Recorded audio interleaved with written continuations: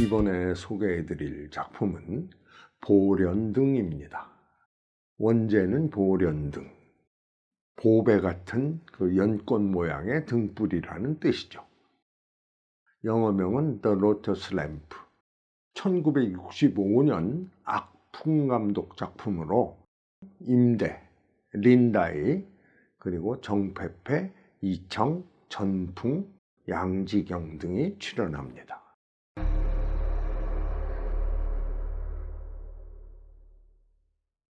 낙방 서생 유언창이 몽산 성지를 넘는 중에 어느덧 해가 지고 호랑이와 늑대 울음소리가 들려옵니다. 두려움에 떨던 그는 낡았지만 커다란 사당을 발견하고 들어갑니다. 그곳은 서학 성묘로 삼성모라고도 불리는 화산성모를 모시는 곳이었습니다. 성모의 조각상을 본 유언창은 예를 표하고 벽에다 시를 한 수 씁니다. 그리고 종을 울린 뒤에 잠이 들지요. 천계에서 종소리를 들은 삼성모와 영지선고가 나타납니다. 벽에 쓰인 시: 고찰 기산중, 중위 엄성룡, 공유 여화모, 산거 정막중. 산중에 오래된 사당, 두터운 휘장 뒤에 성스러운 얼굴이 있네. 허공을 보는 꽃 같은 용모는 늘 정막 속에 있는 듯. 영지선고가 화를 내며 어리석은 서생이 성모를 조롱한 것이라며 칼을 빼어듭니다. 하지만 성모가 말리죠. 나는 아이도 없고 난군도 없어. 성모라는 것은 사람들이 부르는 이름일 뿐이야.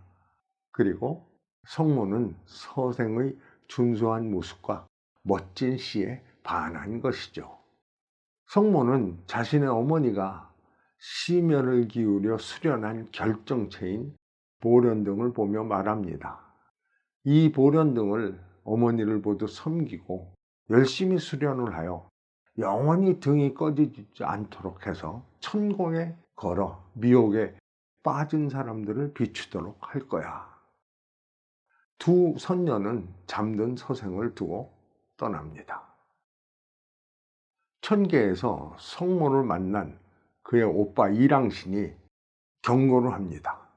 너 요즘 좀 수상하다.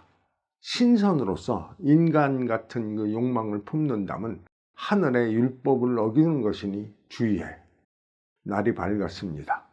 유언창이 사당을 나서 산길을 가는데 갑자기 거센 비바람이 몰아치며 개 짖는 소리가 납니다. 이랑신이 데리고 다니는 효천견이 나타난 것입니다. 그 소리를 듣고 나타난 성모와 영지선고가 효천견을 쫓아버리고 혼절한 유언창을 다시 사당으로 데려옵니다. 유언창이 정신을 차려보니 성모가 그를 바라보며 말합니다. 당신은 이틀이나 정신을 잃고 누워 있었어요. 그녀의 아름다움에 반해 자신도 모르게 손을 뻗어 성모의 손을 잡는 유언창. 영지는 슬쩍 그 광경을 보고 몸을 피합니다. 그리고 선녀들에게 얘기를 하죠. 허공을 쌍쌍으로 나는 나비처럼 범부와 선자가 짝이 되었네.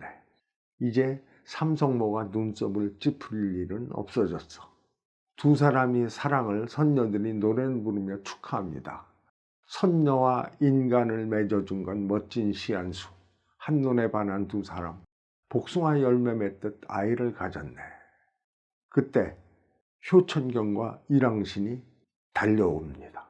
성모는 영지에게 자신의 옥팔찌 심양을 주며 이것을 내 아이에게 주고 이름도 심양이라고 지으라고 해. 그리고 유언창을 피신시키도록 합니다.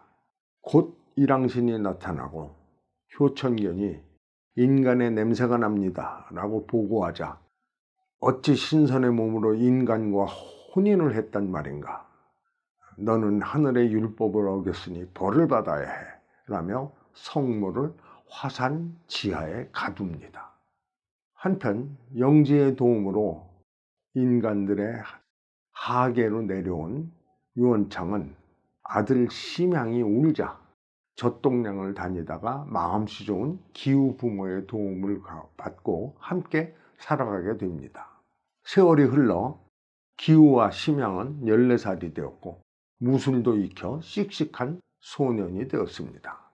그러나 심양은 자신의 어머니에 대해서 물어도 아무런 대답을 해주지 않는 아버지가 원망스럽기만 합니다. 기우는 내 엄마가 네 엄마이기도 하지 않냐 라고 위로하죠. 어느 날 두 소녀는 저자에 나갔다가 사람들에게 횡포를 부리는 고관의 아들 진관부와 싸움이 붙습니다. 그리고 심양이 겨루던 중에 그만 그를 살해하고 맙니다. 아들 심양의 말을 들은 유원창은 비로소 어머니에 대한 이야기를 꺼내죠. 영지선고의 말에 의하면 내 어머니는 화산 지하에 갇혔다고 한다. 그리로 가보도록 해라. 심양은 예전에 아버지가 삼성무와 인연을 맺었던 화산 사당으로 가서 종을 울립니다. 그러자 천계에서 내려온 영지 손녀를 만나게 되죠. 영지는 병력대선이 너를 도와주실 거야 라며 서량대산으로 함께 갑니다. 이량신에게 제압되어 옥에 갇혀있는 병력대선이 말합니다. 심양, 내게 지극한 마음이 있다면 내 피가 이 감옥문을 열을 것이다 라고 하자 심양은 스스로 자신의 팔을 깨물어 피를 냅니다. 그러자 옥문을 봉했던 부적이 타오르고 문이 열리죠. 하지만 문제는 또 있었습니다. 병력대선이 사용하던 화로의 불이 꺼져 있는 것입니다. 병력대선에 한탄을 들은 영지선고가 보련등으로 불을 붙입니다. 불길이 활활 타오르자 병력대선을 비롯한 그의 제자 모두가 화로 속으로 뛰어듭니다. 잠시 후 화로에서 한 자루 도끼가 나타나죠. 성모의 어머니가 수련의 결정체인 보련등을 만들었듯 병력대선과 그의 제자들이 산도 쪼갤 수 있는 벽산신부를 만들어낸 것입니다. 그때 효천견이 나타나고 심양은 도끼로 휘둘러 그의 꼬리를 잘라버립니다. 곧 이랑신이 군사를 이끌고 나타납니다.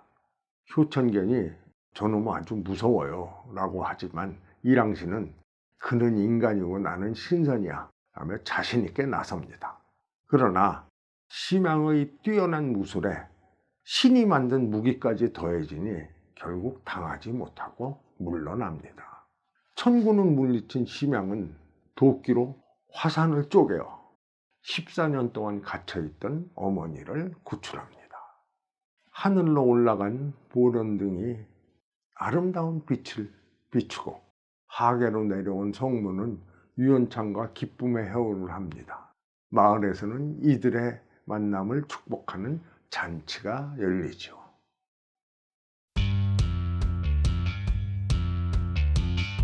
아주 오래된 이야기 보련등을 극화한 중국의 뮤지컬로 황매극입니다. 황매극은 황매조 혹은 채차회라고도 하는데 18세기 후반 안휘성, 호북성, 강서성 인접지역에서 형성된 민간 연극의 한 형태입니다. 보련등은 여러 차례 영화화되었고 1999년에는 애니메이션으로 또 2004년에는 텔레비전 드라마가 되기도 했습니다. 정폐패는 데뷔작이기도 한 이 작품에서 남성인 유원창 역을 맡았고 임대는 성모와 그의 아들 심양으로 성별을 바꿔가며 1인 2역을 합니다. 이청은 영지선고, 또 전풍이 조금 악역이랄 수 있는 이랑신, 양지경이 소녀인 병력대선을 맡았습니다. 배우들의 개성도 돋보이고 음악은 물론 노래와 춤도 멋집니다. 임대는 두 편의 미완성 영화를 남기고 1964년 7월 17일에 자살을 했습니다. 그런데 그 미완성 영화 중 한 편이 바로 이 보련등입니다. 영화는 대역을 써서 완성했고 1년이 지나서 개봉했다고 합니다.